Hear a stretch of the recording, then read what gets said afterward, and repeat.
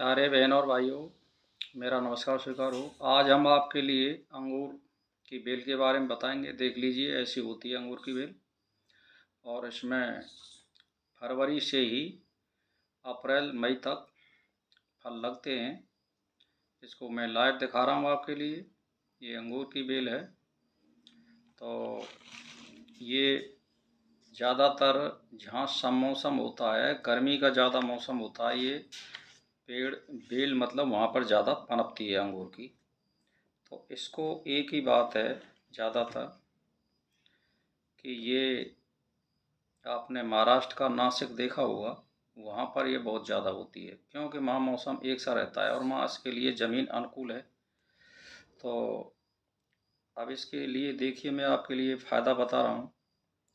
जो इस पे जो अंगूर लगते हैं जिसमें बीज नहीं होते हैं उसको किशमिश कहते हैं। और एक अंगूर की बेल दूसरी किस्म की होती है जिसमें बीज होते हैं, उसको दाख या मुनक्का कहते हैं। तो इसमें जो मैंने आपको लाइव दिखाया है, ये जो बेल दिखाई है आपके लिए, ये जो बेल है ये किशमिश वाली है। इसमें किशमिश लगती है ज़्यादातर। तो इसकी लकड़ी की राख जोड़ों के दर्दों में फ़ायदेमंद है।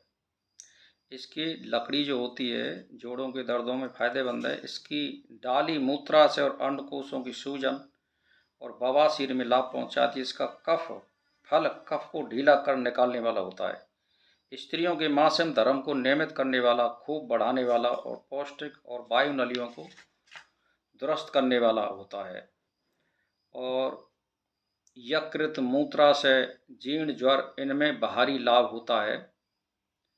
इनके बीजों की राख सूजन कम करने के लिए लगाई जाती है। इसकी लकड़ी की राख बस्ती की पथरी की गुणकारी बवासीर की सूजन को दूर करती है। बसंत ऋतु में अंगूर की डाली को काटने से एक प्रकार का रस निकलता है। उसको त्वचा के ऊपर लगाने से चर्म कीलों में बहुत बड़ा लाभ होता है। यानी जो कील हो जाते हैं मुँह से, उस पर लगाने से बहुत बड़ा फायदा होता है। इसकी लकड़ी की भस्म को सिरके में मिलाकर लगाने से कुत्ते का जहर उतर जाता है। और कुत्ते के जहर में ये फायदा करती है, लेकिन उसमें ज़्यादातर आपको दस्त लगाने वाली दवाई, विशेष तौर से जमाल घोटा आदि और देना चाहिए। अगर दस्त लग गए और पूरा मान के चलिए कि एकदम पेट साफ हो गया और आप उसको दूध पिलाइए कुत्ते वाले को, तो बिल्कुल सही हो जाएगा। वो जैसा दूध पी रहा वैसा ही गोदाम में से निकलने लग जाएगा। तो इसकी ये पहचान है कि वो सही हो गया। उसको भी साथ में जमाल घोटा को दीजिए आप। तो पत्ते पर घी चुपड़ कर आग के ऊपर खूब गर्म करके पोतों पर बांधने से सूजन कम हो जाती है। जैसे बच्चों के या किसी बड़े के अंडकोशों में सूजन हो जाती है, उसके काम भी ये आता है। अच्छा, इसका काढ़ा पिला करके, अंगूर की बेल का पत्तों का काढ़ा पिला करके मूत्र खुल करके आ जाता है, अगर कोई मूत्र में कोई रुकावट है तो। अब इसकी किशमिश को बासी जल में चटनी की तरह पीसकर जल के साथ लेने से भी, यानी मूत्र कृच्छ, यानी बार बार जो मूत्र पेशाब करते हैं हम, कम आता है, तो उसको ये खोल के ला देता है। ताजे पके हुए अंगूर का रस बहुत ज़्यादा ताकतवर और फलदायी होता है।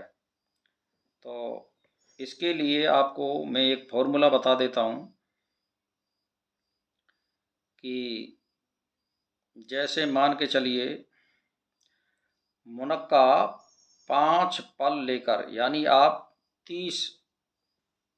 50 ग्राम ले लो आप, और 2-2.5 तोला जल में या इससे दूने जल में इसको थोड़ा गर्म कर लो और डालो। तो जब ये चौथाई रह जाए तो उसमें थोड़ा सा 1 तोला के लगभग गुड़ मिला लो और इसमें इलायची और नाग केसर ये गेर लो और बाएबड़म, इन सबको एक एक पल चूर्ण डालकर पका लें। इसको पकाते समय बार बार हिलाते रहना चाहिए। जब पकने पर उतार कर छान लें, बोतल में भर दें।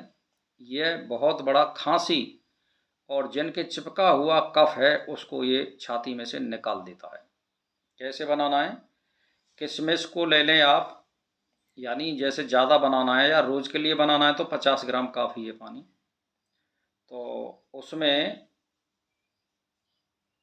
50 ग्राम किशमिश ले लें और मान के चलिए 100 ग्राम पानी ले लो और उसमें थोड़ा सा गुड़ गेर दो 1 तोला के लगभग, और तज, तेजपात, इलायची, नाग केसर, प्रेंगू, मिर्च, पीपर, बायबड़ंग।